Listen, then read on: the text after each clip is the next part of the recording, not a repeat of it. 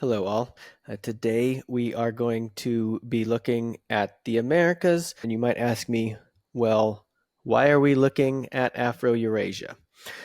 Because first, I want us to kind of think about the Americas. We're going to kind of go into its distant past to kind of understand the way societies have been shaped in the Americas, which has been different than what you see in Afro-Eurasia. One thing that we see on this map here, as you can see, a Ming dynasty of China. You can see a Delhi Sultanate.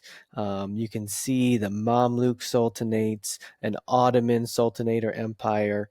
And if you look around, many of these regions that are in these borders, also in West Africa, the Songhai Empire, the Empire of Mali, you see these Akan states, the Hausa states. In Southeast Asia, you have the Malaccan Sultanate and other states, but you have all of these state-based societies, right? By 1500 CE, many of the regions of Afro-Eurasia were state-based societies. Now, one place to note is in this region of kind of southern Africa, you do have a smaller amount of those state-based societies with these Bantu peoples who are living in agricultural village-based societies, but you still have some state-based societies in certain regions. So now let's look at the Western Hemisphere, circa 1500. We might notice that state-based societies arguably make up the smallest amount of area in these two continents. Instead, we see large amounts of hunting and gathering societies. These societies were the earliest human societies, didn't use agriculture and actually hunted and gathered food, right, for their survival, usually living in small bands of 40 or so people. You have a lot of agricultural regions of agricultural villages, and then you have these other regions that they might refer to as chiefdoms, not quite as complex as the state-based society and its governmental makeup, but usually has things that are emerging to be rather large cities. And in fact, many would argue that in the Mississippian mound builders area up here, many people would refer to places like Cahokia today as probably a state-based society. And we'll talk a little bit more about perhaps how historians have sometimes been limited in their willingness to categorize American societies in such a way. But what we see here is we see not that many state-based societies in comparison to Afro-Eurasia. So I want us to kind of start out by thinking, why might that be? Why are there only these state-based societies in the Mesoamerican region and in the Andean region here? One of the things we have to look back to is the fact that in the Americas, there was never developed any large domesticated animals. So what does that mean? That means that there was no plow-based agriculture. Now, we haven't really discussed that in this class, but plow-based agriculture is going to be the most productive agriculture as a rule, which means that you can grow more food with this use of agriculture. And with that, more people, larger amounts of people in regions, creating more urban environments, larger societies, which usually emerge to be state-based societies. You also had, because of no large domesticated animals, this less efficient movement of goods. People aren't easily able to move food from one place to another, again, limiting that access. Also, with limited movement of peoples, you might have less technology transferring from one region to another. When we looked at the Islamic Empire, right, the Islamic Empire was this area that had huge amounts of technology that was transferring through its empire into other regions.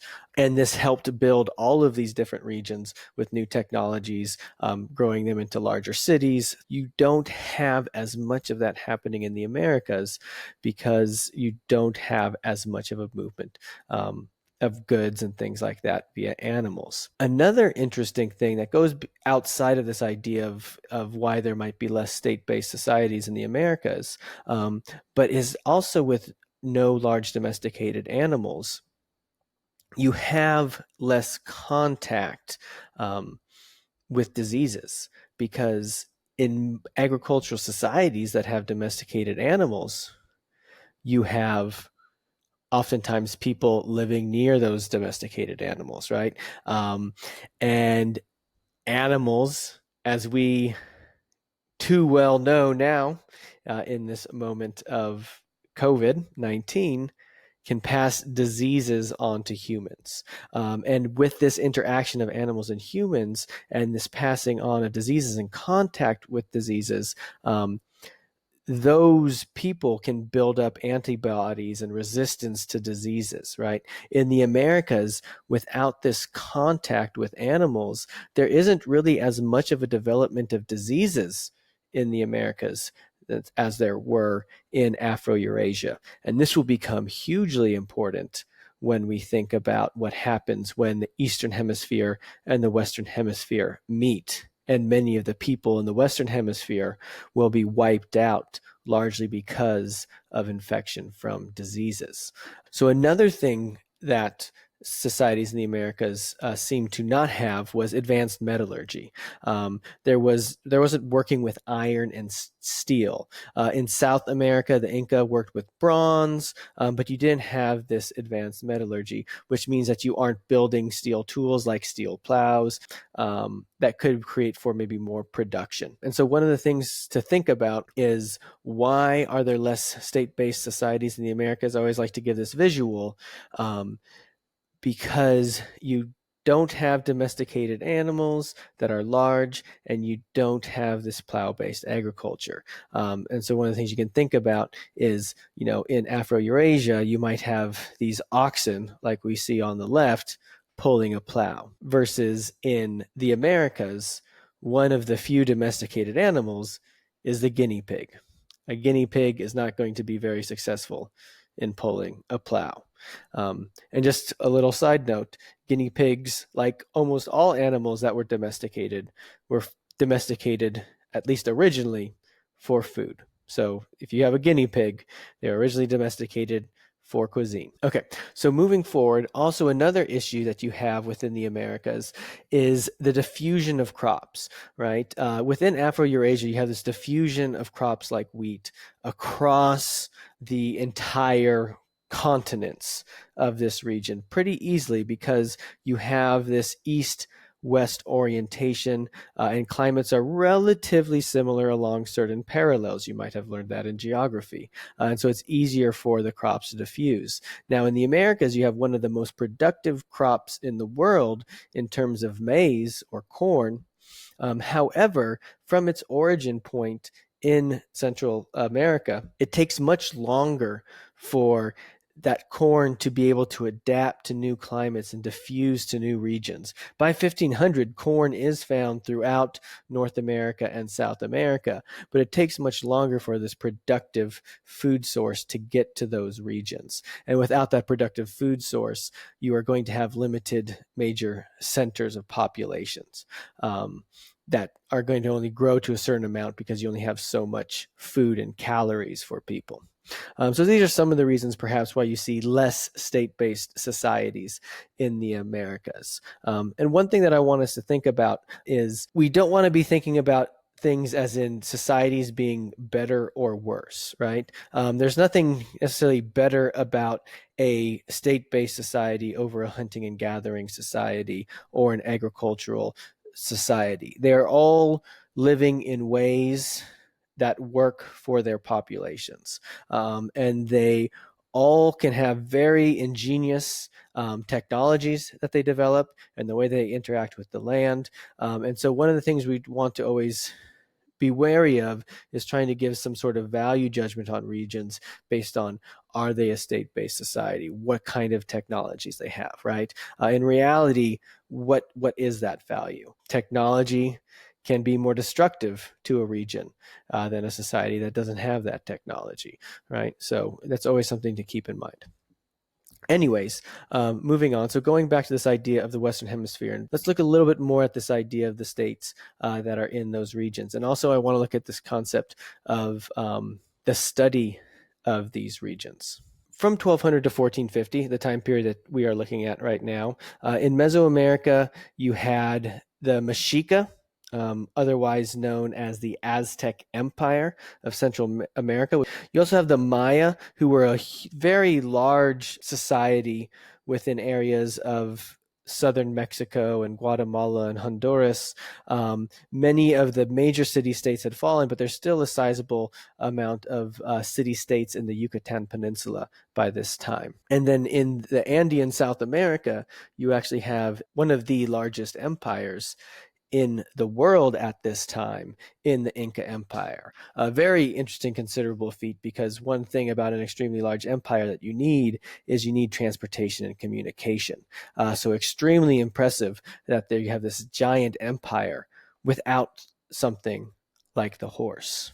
And then in North America, you have very large, complex societies. You have the Mississippian culture of the state of Cahokia and extended out regions, and that culture expanded to areas just north of us in New Orleans. And this is a society that many believe now they would consider a state-based society based on its complexity, but in the past had been given this terminology of a chiefdom. And then also in the American Southwest, you have the Pueblo people of regions like Chaco Canyon or Mesa Verde, in these ancient Pueblo buildings. And in the case of Mesa Verde, those are those cliff dwellers that maybe you've seen pictures of. So this is just an image of Cahokia. And this would have been a major city, basically in the same location as present-day St. Louis. It was these earthen pyramidal structures that they created, these large temples and plaza complexes. And this was a city probably of 40,000 people. This would be a city that was larger than most cities in Europe at the time, and larger than most cities in regions of, say, West Africa at the time. And comparable to cities in Southeast Asia, comparable to the Kilwa city-states in East Africa. This was a major city, and a place that is actually, to this day, very limited knowledge do we actually have about this location. So that gets into this idea about the Americas and what we know. The Americas, we have a much more limited knowledge about the ancient past, right? And even a relatively more recent past of hundreds of years ago. And so I want to get into a little bit more of this idea of historiography and understanding how we study history and studying how history has been written. And I want us to kind of think about, why might there be limited knowledge about American societies? And what have historians done to try to uncover the history of the Americas? So with that question, here are some answers. One issue at hand in terms of understanding the history is that many societies lack a written history in the Americas. So there's already a limited amount of knowledge that might be passed down over centuries and centuries and centuries. Also in places, especially in, say, Central and South America that are more tropical climates can consume the stuff that people leave behind very quickly, right? The stone temples and pyramids of the Maya did maintain because they were these huge stone temples and pyramids, but they disappeared within the jungle. Many people thought you might just have these hills or kind of mini mountains that ended up being actual cities that were rediscovered, so to speak, in the 20th century. But also just the garbage, the simple trash that people leave behind, which actually is oftentimes the most telling stuff that people have in their everyday lives, that gets destroyed by these tropical climates. You do have Mesoamerican societies that had lots of writing, had literary histories, extensive amounts of writing, and much of this writing was actually destroyed by European colonizers trying to force these people into abandoning their past and taking on a Christian religious culture. So you have this huge widespread destruction of writings and knowledge about the past in societies in Mesoamerica and in other regions during this time. Also, in some cases, some writing systems have only recently been deciphered.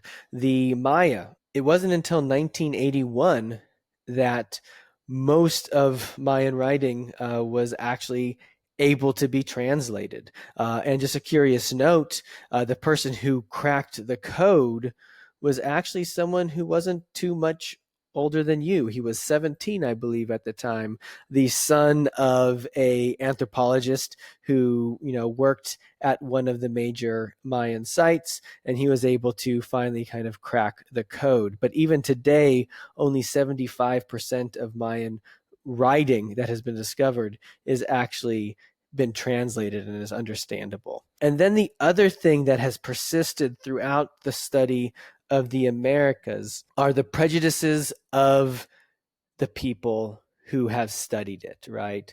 And a lot of the studies have been dominated by a Western or European historical perspective. This is something that you see within the 19th and much of the 20th centuries. And because of that, there was always this perception, perhaps, that certain types of societies just didn't exist in the Americas, or there was less people, or that the cities were smaller. They couldn't get to be past a certain size. And one of the things is some of these societies go against what you see in Afro-Eurasia in terms of what are large state-based societies. And so you have these prejudices of these people who just simply will refuse to accept even evidence that might be in front of them. Now, that has definitely changed in the past decades, and there's been all of these new revelations about the Americas. Now it is a place that people believe, rather than maybe having 30 million people in 1500 CE, had 130 million people, right? More populous than all of Europe, easily. So you have this kind of large change in perspective. The Amazon, which people see as just this huge rainforest, there's many areas where they now realize that perhaps there's been specific cultivation of fruit trees and palm trees that can be used for food, and other materials to make tools and things like that, were actually planned. And you might see what seems to be a natural forest was actually shaped and created by very advanced societies in the Amazon. So there's a lot that we are learning today about the Americas, and a lot of it is because you have new people studying it, and you have this kind of attack against those prejudices of a dominant historical perspective from the 19th and 20th centuries. Okay, so let's look at the Maya perhaps real quickly as an example of state-based societies in the Americas. So one thing, a lot left to be known about them, right? As I mentioned, the writing was deciphered in 1981, and we still don't understand 25% of the text that we have. Many writings from the Maya were destroyed by the Spanish with colonization.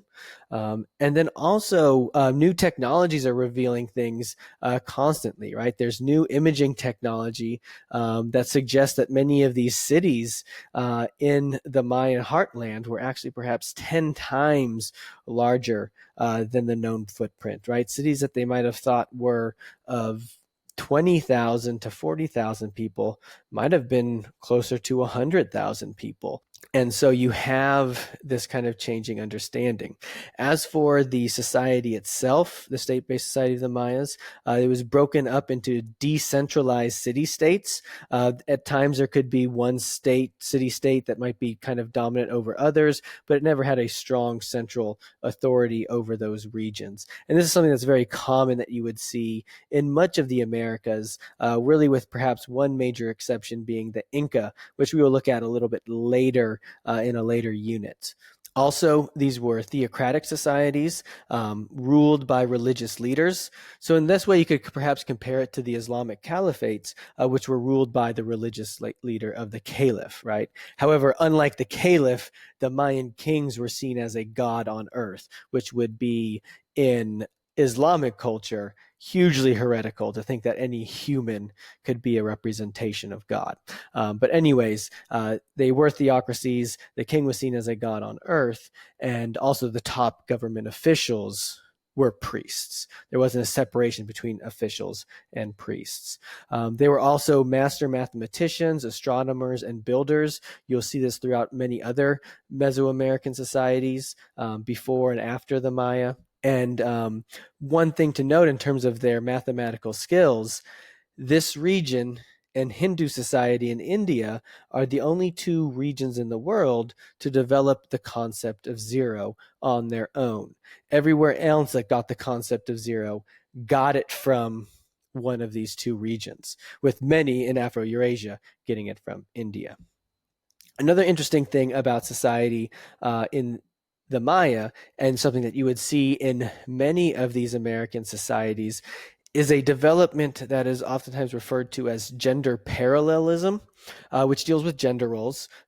And basically what this means is that you had roles for men and women that were both highly valued, and that they were both extremely important roles. So for example, oftentimes, say in a particular temple, you might have a male and a female priest. Now that male priest might be seen as being more important. It was still a patriarchal society, but that male priest had certain duties and that female priest had certain duties and importance, and neither one could fill those duties for each other. And so you had this kind of idea of what we refer to as gender parallelism, whereas opposed to, say, Hindu culture, where women were not allowed to actually participate in religious rituals, things like that, through much of Hindu culture until perhaps the Bhakti movement, right, which is much more open, which you read about a little bit in your textbook.